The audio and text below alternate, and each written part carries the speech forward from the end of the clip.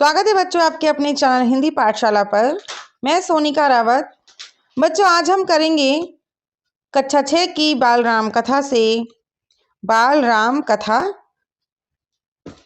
Chapter number 3 है ना बच्चों। ये देखिए बाल राम कथा आपकी बुक है और इससे हम लोग करेंगे चैप्टर 3।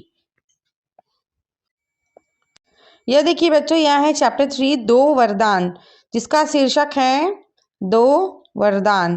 तो आइए बच्चों इस पाठ को हम लोग पढ़ते हैं। राजा दशरथ के मन में अब एक ही इच्छा बची थी, राम का राज्याभिषेक। राज्याभिषेक कहने का तात्पर्य है बच्चों कि उनका जो सिंहासन है, जो कार्यभार है, अब वह राम जी को देना चाहते थे उनके पिता राजा दशरथ। उन्हें युवराज का पद देना, उनको युवराज का पद देना चाहते थे। अयोध्या लौटने के बाद से ही उन्होंने राम को राजकाज में शामिल करना शुरू कर दिया था। राम यह जिम्मेदारी अच्छी तरह निभा रहे थे। उनकी विनम्रता, विद्वता और पराक्रम का लोहा सभी मानते थे। प्रजा उनको चाहती थी। दशरथ के लिए तो वह प्राणों से प्यारे थे ही, दरबार में राम का सम्मान निरंतर बढ़ रहा था। तो बच्चों जब वह तारकासुर का वध करके वहां से आए थे, विश्वामित्र के सारे कार्यों को पूर्ण करने के बाद वह जब वन से अयोध्या को आए, तब राजा दशरथ के मन में यही बात निरंतर चलती रही कि वह युवराज पद राम को दे दे, क्योंकि उनकी विनम्रता और विद्वता मीन्स उनकी जो बुद्धिमानी थी वह सबको भाती थी। उनके पराक्रम का लोहा, पराक्रम मीन्स उनकी विद्या थी, धनुष बाण की जो विद्या थी उसका सभी लोग लोहा मानते थे। लोहा मानने का अर्थात है कि सभी लोग उसके सामने कोई टिक नहीं पाता था, उनकी विद्या के आगे कोई टिक नहीं पाता था। इसीलिए सभी जानते थे कि इनके पास बहुत ही अच्छी विद्या है, धनुर्विद्या। और प्रजा जो है उनको बहुत ही प्राणों से प्रिय मानती थी। दरबार में राम का सम्मान निरंतर बढ़ता जा रहा था। राजा दशरथ वृद्ध हो चले थे। वृद्ध मीन्स कि बूढ़े हो चले थे। मुनि वशिष्ठ से विचार विमर्श के बाद एक दिन उन्होंने दरबार में कहा, मैंने लंबे समय तक राजकाज को चलाया है, जैसा बन पड़ा अब मेरे अंग शिथिल हो गए हैं। मैं वृद्ध हो चला हूँ। मैं चाहता हूँ कि यह कार्यभार राम को सौंप दूँ। अगर आप सब सहमत हो तो राम को युवराज का पद दे दिया जाए। एक दिन इसी प्रकार मुनि वशिष्ठ से उन्होंने विचार विमर्श किया कि मैं अब बूढ़ा हो चला हूँ, अब मैं अपने राजकाज को राम को सौंपना चाहता हूँ। अब जो है मेरे अंग शिथिल हो गए हैं, अब मैं युवराज बनाना चाहता हूँ राम को। तो क्या मैं बना सकता हूँ? क्या यह कार्यभार मैं सौंप सकता हूँ? तो ये बात उन्होंने दरबार में सबके सामने रखी। अगर आपकी राय इससे भिन्न है, भिन्न मीन्स डिफरेंट है, अगर आपकी राय इससे भिन्न है, डिफरेंट है, तो मैं उस पर विचार करने को तैयार हूँ। अगर आप में से कोई भी व्यक्ति यह चाहता है कि राम को युवराज नहीं बनना चाहिए, तो भी मैं इस बात पर विचार विमर्श करने को तैयार हूँ। मीन्स कि मैं इस पर डिस्कशन करने के लिए रेडी हूँ। सभा ने तुमुल ध्वनि से राजा दशरथ के प्रस्ताव का स्वागत किया। तुमुल ध्वनि मीन्स जय जयकार करते हुए बहुत ही उत्साहपूर्वक आवाज। उसी आवाज के साथ पूरे दरबार ने राजा दशरथ के प्रस्ताव मीन्स जो प्रपोजल उन्होंने रखा था, किसने? राजा दशरथ जी ने जो प्रपोजल रखा था, प्रस्ताव, उसका स्वागत किया। मीन्स सभी लोग मान गए। जय जयकार होने लगी। पूरे सभा में जय जयकार होने लगी। दशरथ थोड़ी देर तक सुनते रहे संतोष के साथ, मीन्स कि उनका डिसीजन बहुत ही सेटिस्फाइड है। तो संतोष के साथ उन्होंने कहा, शुभ काम में देरी नहीं होनी चाहिए। मेरी इच्छा है कि राम का राज्याभिषेक कल सुबह कर दिया जाए। यह समाचार पलक झपकते पूरे नगर में फैल गया। हर जगह बस यही चर्चा थी। राज्याभिषेक की तैयारियां शुरू हो गई। भरत और शत्रुघ्न उस समय अयोध्या में नहीं थे। वह अपने नाना केकय राज के यहाँ गए हुए थे। भरत जब भी अयोध्या लौटने की बात करते, नाना उन्हें रोक लेते। भरत को अयोध्या की घटनाओं की सूचना नहीं थी। उन्हें अपने पिता के निर्णय के संबंध में नहीं पता था। यह जानकारी भी नहीं थी कि अगले दिन राम का राज्याभिषेक होने वाला है। केकय से एक दिन में भरत और शत्रुघ्न का आना संभव नहीं था। क्यों संभव नहीं था बच्चों? क्योंकि वह अयोध्या से बहुत दूर था, केकय राज। और राजा दशरथ ने इस संबंध में राम से चर्चा की। कहा कि भरत यहाँ नहीं है, पर मैं चाहता हूँ कि राज्याभिषेक का कार्यक्रम कल ही हो जाए और जल्द ही हो जाए। राजा दशरथ यह चाहते थे कि भरत की अनुपस्थिति में भी, मीन्स भरत वहाँ पे प्रेजेंट नहीं है, फिर भी राम जी के राज्याभिषेक का कार्य रोका ना जाए। उन्होंने राम से कहा, जनता ने तुम्हें अपना राजा चुना है, तुम राजधर्म का पालन करना। कुल की मर्यादा की रक्षा अब तुम्हारे हाथ में है। अब एक राजा बनने के पहले राजा दशरथ उनको उनके कर्तव्यों को सिखा रहे थे। जिस प्रकार एक पिता अपने पुत्र को किसी भी कर्तव्य को करने के पहले उसे शिक्षा देता है। राज्याभिषेक की तैयारियां रानी कैकेयी की दासी ने भी देखी। जो रानी कैकेयी की जो दासी थी मंथरा, जो कि उनकी बचपन से दासी थी, जो उनके मायके से उनके साथ आई थी, उसने भी देखी। किसने? उसका नाम क्या था? मंथरा। मंथरा ने भी देखी। शुरू में उसे इस चहल पहल का कारण समझ में नहीं आया, क्योंकि सब कुछ अचानक ही फिक्स हो गया।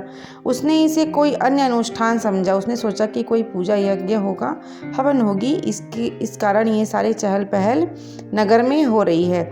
इतनी रौनक, इतनी ज़्यादा मतलब रौनक हो गई थी वहाँ पे, बहुत हैप्पीनेस सा माहौल हो गया था। ऐसी सजावट, इतना सारा डेकोरेशन, ऐसा कुछ उसने अन्य अनुष्ठानों में नहीं देखा था। इसके पहले ऐसा उसने नहीं देखा था। जो उस समय देखने लायक वहाँ की रौनक थी और वहाँ के डेकोरेशंस थे। उसे अचंभा हुआ। अचंभा मीन्स कि वह बहुत ही चौंक गई कि आखिर में हो क्या रहा है। फिर उसने रानी कौशल्या की दासी से पूछा। उसे तब पता चला कि कल राम का राज्याभिषेक होने वाला है। दैट मीन्स कि कल राम जो है युवराज बन जाएंगे। यह उत्सव उसी के लिए है। मंथरा जल भुन गई। राम का राज्याभिषेक, वह जले भुने भी क्यों नहीं, क्योंकि वो तो दासी थी कैकेयी की, और जो कौशल्या थी वह कैकेयी की सौतन थी। सौतन मीन्स मतलब वाइफ थी। सेम हस्बैंड की जो वाइफ होती हैं, उनके बहुत सारे वाइफ्स होती हैं, तो वह सौतन कहलाती हैं, है ना बच्चों। तो वो मंथरा जो थी वह जल भुन गई। राम का राज्याभिषेक, उसे षड्यंत्र लगा। उसको षड्यंत्र लगा कि इतनी जल्दी सब कुछ कैसे होने लगा। कैकेयी के विरुद्ध यह मतलब कोई प्लान है, कैकेयी के अगेंस्ट। वह कैकेयी की दासी थी, बचपन से उसकी दासी थी। कैकेयी का हित उसके लिए सर्वोपरि था। कैकेयी का ही भला चाहती थी वह, सिर्फ और सिर्फ कैकेयी। मंथरा उसे अपना हित मानती थी। वह कैकेयी की मुँह लगी थी कहने का मतलब कि वह उससे बहुत सारी बातें करती थी। रानी कैकेयी भी उसे बहुत ही मानती थी, क्योंकि बचपन से उनके साथ थी। उनकी सभी चीज़ों की देख रेख मंथरा ही करती थी। क्रोध से आग बबूला मंथरा रनिवास की ओर भागी। रनिवास कहने का अर्थ है बच्चों कि जहाँ पे रानियाँ रहती हैं, और वहाँ पे सबके अलग अलग कमरे होते हैं जितनी रानियाँ होती हैं। तो क्रोध से मीन्स बहुत ही गुस्से में थी। सीधे कैकेयी के कक्ष में वह हाँफ रही थी। क्रोध से चेहरा लाल था। अब वह क्या हुआ कि भागते भागते हाँफते हाँफते कैकई के कक्ष में पहुंची। कक्ष मीन्स कमरे में पहुंची और उसका चेहरा जो था क्या था, बिल्कुल लाल था गुस्से से। उसको ऐसा लग रहा था कि राजा दशरथ उसके साथ कोई षड्यंत्र कर रहे हैं और उसकी रानी कैकई के साथ भी षड्यंत्र कर रहे हैं। भागने के कारण क्या हुआ था, उसकी सांसें जो है उखड़ रही थी, ऊपर नीचे हो रही थी। उसने रानी कैकई को सोते हुए देखा। किसी तरह स्वयं को संभालते हुए मंथरा ने कहा, अरे मेरी मूर्ख रानी, उठ, तेरे ऊपर भयानक विपदा आने वाली है। यह समय सोने का नहीं है, होश में आओ। विपत्ति का पहाड़ टूटे इससे पहले जाग जाओ। उसको अपने लैंग्वेज में आगाह कर रही थी कि अरे मेरी मूर्ख रानी, उठ जाओ, अब तुम्हारे ऊपर जो है बहुत ही पहाड़ गिरने वाला है, बहुत ही बड़ी मुसीबत आने वाली है, सोने का समय नहीं है, अब उठो। रानी कैकई नींद से चौंक कर उठ गई क्योंकि वह अचानक से चिल्लाने लगी थी। उन्हें मंथरा की बात समझ में नहीं आई। बात क्या है, तुम इतना घबराई क्यों हो, सब कुशल तो हैं? उन्होंने पूछा। कैकई ने ये सारी चीज़ें उनसे पूछी तो कहा, कैसा कुशल, कैसा मंगल, सब अमंगल होने वाला है। तुम्हारे सुखों का अंत। महाराज दशरथ ने कल राम का राज्याभिषेक करने का निर्णय लिया है। अब राम युवराज होंगे। उसने कैकई को भड़काना स्टार्ट किया कि तुम अब यहाँ की कुछ नहीं रह जाओगी, अब सब अमंगल होने वाला है क्योंकि राजा दशरथ जो हैं वह राम का राज्याभिषेक करने जा रहे हैं। तो कैकई ने कहा, यह तो बहुत शुभ समाचार है। कैकई ने प्रसन्नता से अपने गले का हार उतारकर मंथरा को दे दिया। पहले जब लोग खुश होते थे तो अपने शरीर का कोई भी कीमती चीज़, खुशी, जिसके मुंह से खुशी की खबर सुनते थे, उसको वह चीज़ दे देते थे। मैं बहुत प्रसन्न हूँ, कैकई ने कहा, मैं बहुत खुश हूँ। राम युवराज पद के लिए हर तरह से योग्य हैं। राम जो हैं वह बहुत ही योग्य हैं, वह युवराज पद के लिए बिल्कुल सही हैं, ठीक है। रानी, तुम्हारी बुद्धि फिर गई है, मति मारी गई है। सवाल राम की योग्यता का नहीं है, राजा दशरथ के षड्यंत्र का है। कैकई ने कहा, तुम्हारी बुद्धि लग रहा है फिर गई है, तुम्हारी बुद्धि काम नहीं कर रही है। मति मारी गई है, मति का अर्थ है बुद्धि, मति मारी गई है। राजा दशरथ के षड्यंत्र का है, तुम्हारे अधिकार छीनने का है। राजा दशरथ ने तुम्हारे साथ बहुत ही बड़ा षड्यंत्र किया है, तुम्हारे अधिकार छीने हैं। षड्यंत्र मतलब प्लान किया है, बहुत मतलब अच्छा प्लान नहीं, गंदा प्लान किया है। मंथरा ने हार दूर फेंकते हुए कहा। उसने जो हार, कैकई ने जो हार मंथरा को दी थी, उस हार को कैकई ने दूर फेंक दिया अपने से और यह सारी बातें कही। यह षड्यंत्र नहीं तो और क्या है। कल सुबह राज्याभिषेक है, भरत को जानबूझकर ननिहाल भेज दिया, समारोह के लिए बुलाया तक नहीं। अब वह अपने लैंग्वेज में अपनी कुटिल बुद्धि से, कुटिल बुद्धि कहने का मतलब अपनी तेज बुद्धि से, अब कैकई को और भी भड़काना शुरू कर दिया। कहा कि अब भरत को भेज दिया ननिहाल और राम का राज्याभिषेक कर रहे हैं, उसको बुलाया भी नहीं। का स्वर उग्र हो गया। उन्होंने मंथरा को डांटते हुए कहा, राम के प्रति मेरा अगाध स्नेह है, वह मुझे माँ के समान मानते हैं। तुझे इसमें षड्यंत्र दिखाई देता है? इसमें षड्यंत्र नहीं है, राम के बाद भरत ही राजा बनेंगे। तो कैकई ने बोला, बहुत तेज आवाज़ में डांटा मंथरा को और कहा कि मैं राम से बहुत प्रेम करती हूँ और राम भी मुझे माँ जैसा ही मानता है। तुम्हें यहाँ सब कुछ षड्यंत्र दिखाई देता है, इसमें षड्यंत्र नहीं है। राम के बाद भरत ही राजा बनेंगे। राजा सर्वदा ज्येष्ठ पुत्र को ही मिलता है। जो राज संपदा किसको मिलती है? जो सबसे बड़ा पुत्र होता है उसी को। ज्येष्ठ का मतलब है बड़ा, जेठ, ज्येष्ठ उसको कहते हैं बड़ा पुत्र। तो मंथरा पर इस फटकार का कोई प्रभाव नहीं हुआ। उसने डांटा लेकिन मंथरा ने नहीं सुना। उसके लिए यह दशरथ का षड्यंत्र था। वह रानी कैकई के पलंग पर बैठ गई, उनके बहुत निकट। उनके बहुत ही पास में बैठ गई। कैकई के चेहरे की ओर देखते हुए उसने कहा, तुम बहुत भोली हो, नादान हो। तुम्हें आसन्न संकट नहीं दिखता? दुख की जगह प्रसन्नता होती है। इस बुद्धि पर किसी को भी तरस आएगा, समझो रानी। राम राजा बने तो तुम कौशल्या की दासी बन जाओगी। भरत राम के दास हो जाएंगे, वह राजा नहीं बनेंगे। राम के बाद अगला राजा राम का पुत्र होगा। अनर्थ को अर्थ समझने की मूर्खता मत करो रानी। राम को राज मिला तो वे भरत को देश निकाला दे देंगे।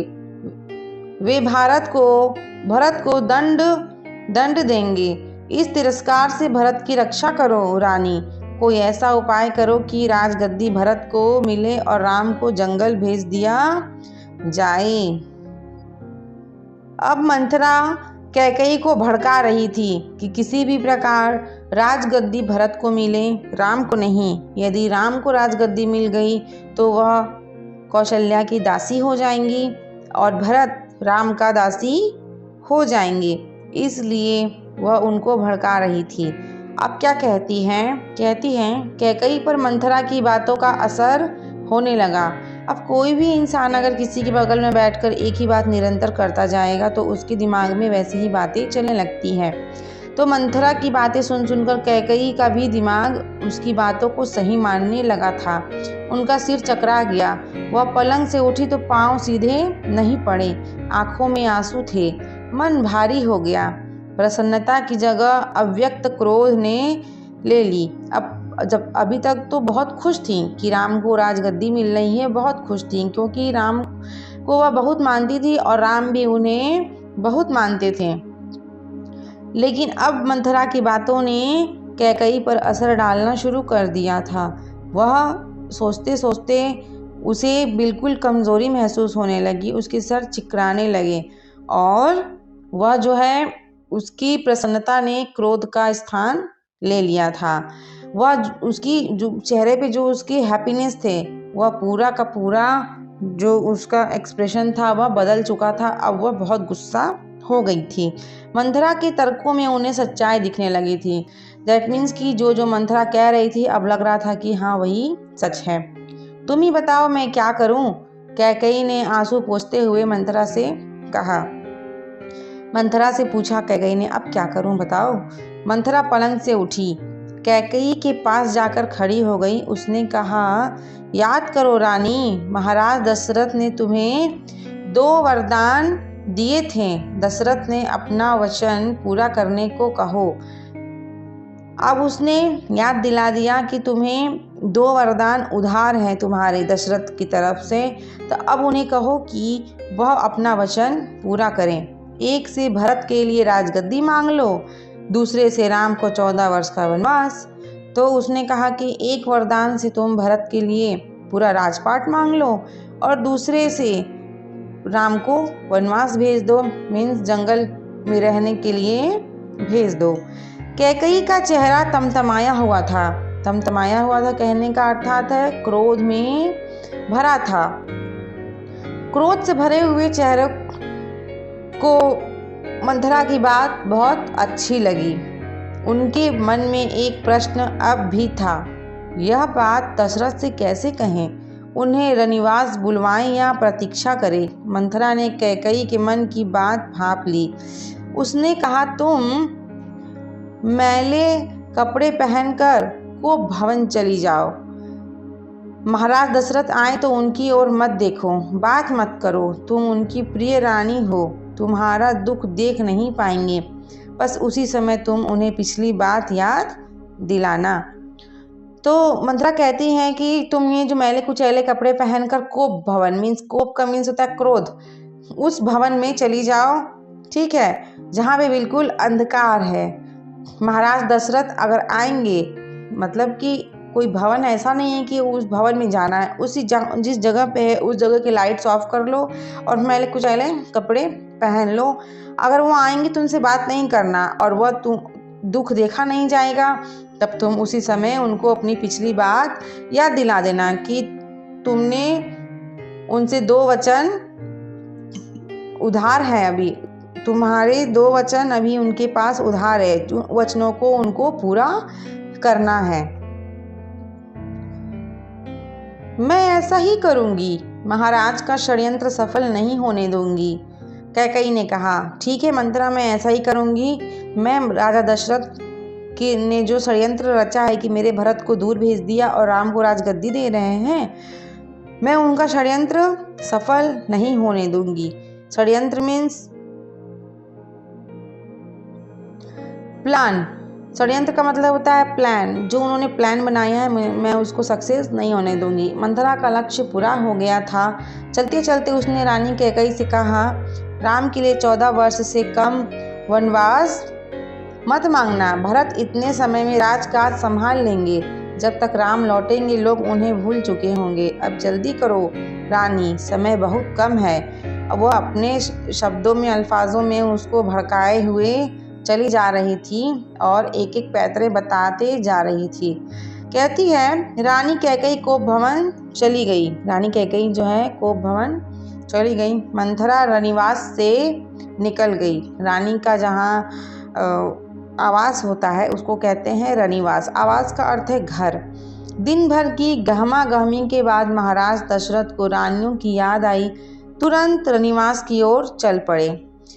उस समय में बच्चों सबके अलग अलग रनिवास होते थे। रानीवास में सिर्फ रानियां रहती थी, उसमें भी सबके अपने अपने कक्ष होते थे, मीन्स कमरे होते थे।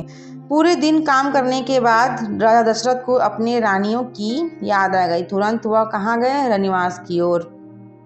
उन्हें शुभ समाचार देने के लिए, ये सारे शुभ समाचार जो राम के राज्याभिषेक हो रहे थे उन सभी को शुभ समाचार देने के लिए वह वहाँ से सभा से निकल चुके थे। सबसे पहले वह कैकई के कक्ष की ओर मुड़े। सबसे पहले कैकई के कमरे की ओर। कैकई वहाँ नहीं थी। कैकई वहाँ नहीं थी। प्रतिहारी से पूछा, मीन्स वहाँ जो गार्ड रहते हैं, दरबान, उससे पूछा। पता चला कि वे कोप भवन में है। कोप भवन मीन्स वही गुस्से वाला भवन जहाँ पे बिल्कुल लाइट वगैरह नहीं है।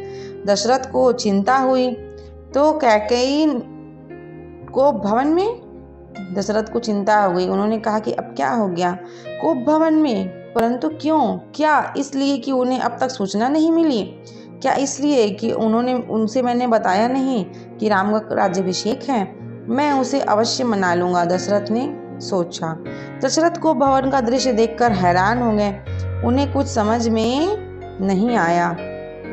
कैकई जमीन पर लेटी हुई थी, बाल बिखरे हुए, गहने कक्ष में बिखरे हुए, कपड़े मैले।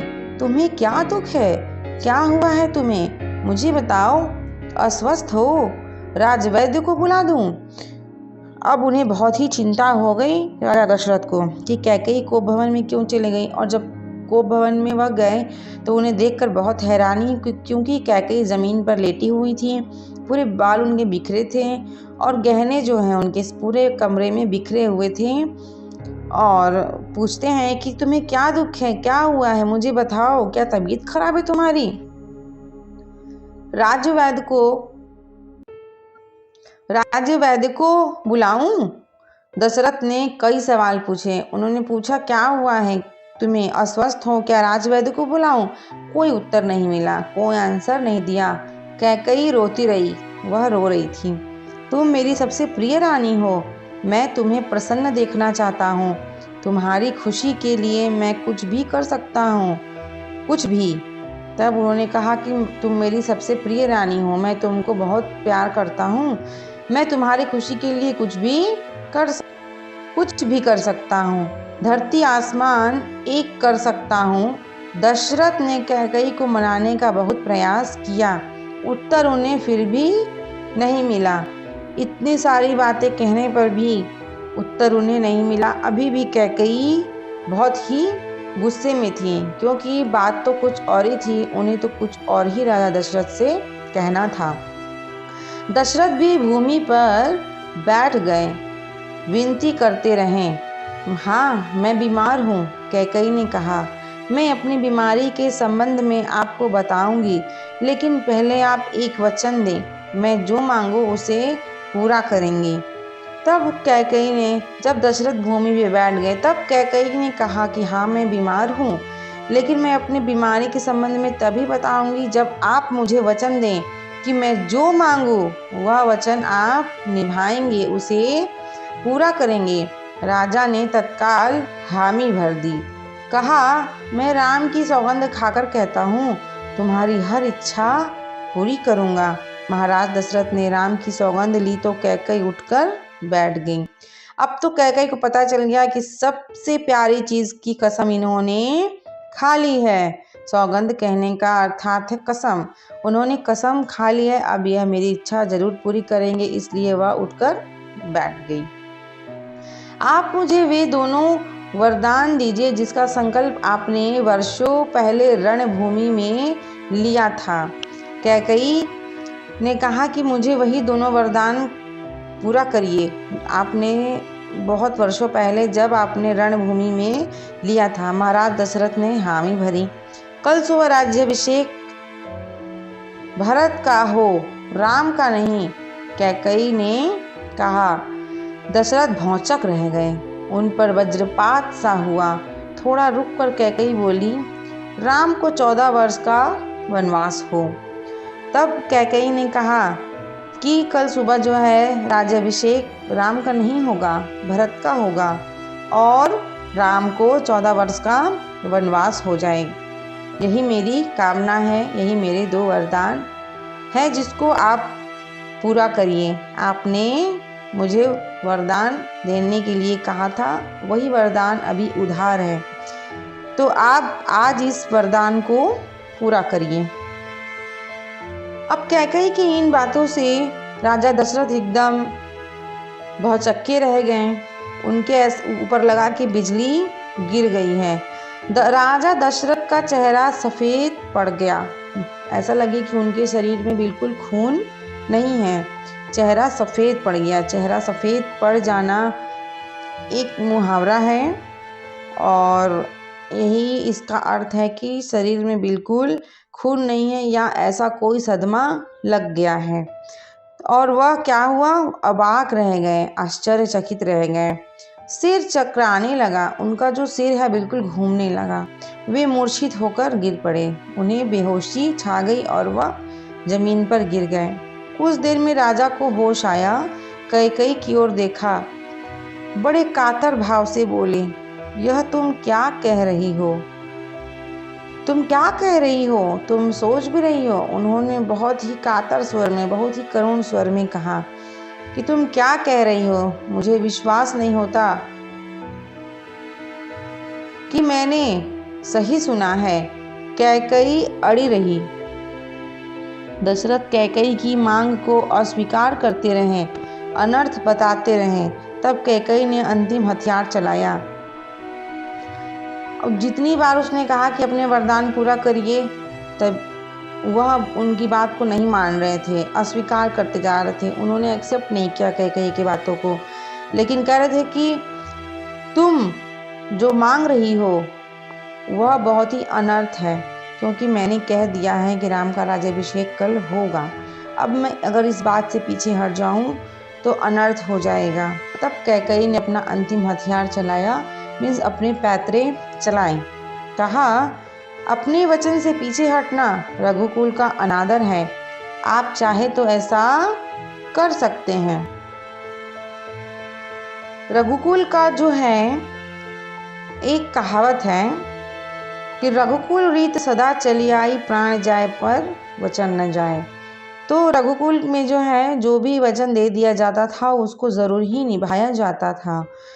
तो इसी पर कैकई कह रही हैं कि आप चाहे तो ऐसा कर सकते हैं कि आप मेरे वचन को ना निभाएं, तब अब आप दुनिया को मुंह दिखाने योग्य नहीं रहेंगे। रही मेरी बात, आप वरदान नहीं देंगे तो मैं विष पीकर आत्महत्या कर लूँगी। यह कलंक आपके माथे होगा। तो क्या उसने अपना अंतिम हथियार चलाया, मीन्स अब अंतिम पैतरा लगाना शुरू कर दिया। उन्होंने पहले रघुकुल की रीति की याद दिलाई, रघुकुल की परंपराओं को याद कराया। फिर उसने कहा कि आप ऐसा कर सकते हैं, लेकिन आप मुंह दिखाने के योग्य नहीं रहेंगे। और अगर रही मेरी बात, उसने खुद को कहा कैकेयी ने कि अगर मेरी बात है तो अगर आप मुझे वरदान नहीं देंगे तो मैं जहर पीकर आत्महत्या कर लूँगी और यह इसका जो है पूरा क्रेडिट आपको जाएगा। राजा दशरथ यह सुन नहीं सके, दोबारा बेहोश हो गए। जब इतनी सारी बातें कैकेयी ने कह दी तो राजा दशरथ फिर से बेहोश हो गए। रात भर बेसुध पड़े रहे। रात भर वह बिल्कुल बेहोश पड़े थे। बीच बीच में होश आ जाता था तो वह कैकेयी को समझाते, गिड़गिड़ाते, धमकाते, डराते। बीच बीच में होश आती थी तो वह कैकेयी को धमकाते थे, गिड़गिड़ाते थे और फिर उसे मतलब कि उसे रिक्वेस्ट भी करते थे और उसको धमकाते भी थे और उसको डरवाते भी थे। पर कैकेयी टस से मस नहीं हुई। दैट मीन्स कि उसने अपना डिसीजन बिल्कुल भी नहीं बदला। सारी रात इसी तरह बीत गई। इसी प्रकार पूरी रात बीत जाती है। इसी के साथ बच्चों खत्म होता है आपका यह चैप्टर 2 वरदान। जल्द ही मिलेंगे नेक्स्ट वीडियो में नेक्स्ट चैप्टर के साथ। तब तक के लिए बाय बाय बच्चों। एंड मेरे चैनल को अब तक सब्सक्राइब नहीं किया है तो ज़रूर से सब्सक्राइब कर ले। Bye, thank you.